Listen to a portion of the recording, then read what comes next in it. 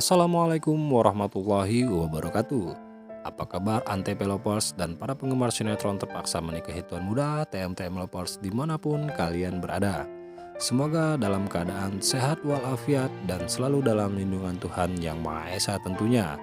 Tuan muda pun mendoakan semoga kita semua dimurahkan rezeki dan dimudahkan segala urusan untuk hari ini ya guys. Amin ya robbal alamin. Seperti biasa ya guys, kita akan membahas prediksi cerita sinetron kesayangan kita terpaksa menikahi tuan muda untuk periode Rabu 2 Maret 2022. Yang mana pada saat ini sinetron terpaksa menikahi tuan muda sudah masuk di episode 205. Namun seperti biasa ya guys, sebelum kita masuk di topik pembahasan lebih jauh lagi, jangan lupa untuk terus mendukung channel ini dengan menekan tombol subscribe terlebih dahulu ya guys. Karena subscribe itu gratis. Dan jangan lupa untuk menekan tombol tanda lonceng agar tidak ketinggalan semua notifikasi terbaru dari channel ini. Pada episode kali ini Abimana sangat senang ya guys karena menyambut sang istri Kinanti sudah pulang ke rumah.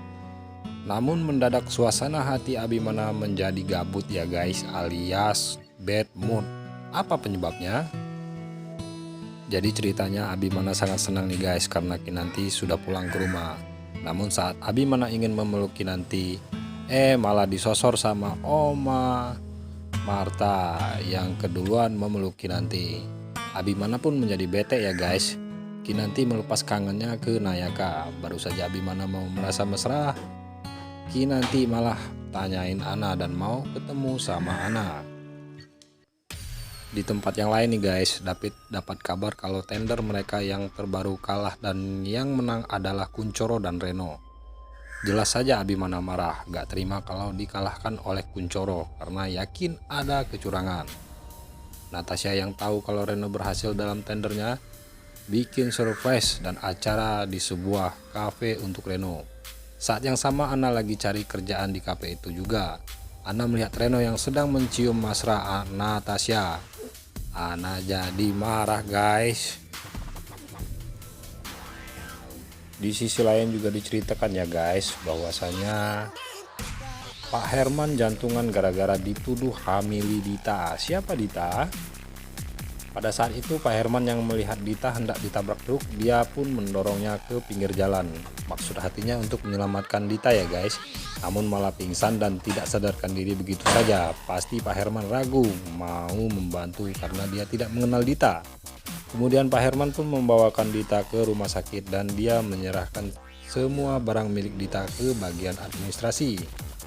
Pada saat itu Pak Herman akan berpamitan pulang ya guys. Perawat meminta Pak Herman menunggu hingga salah satu keluarga pasien datang.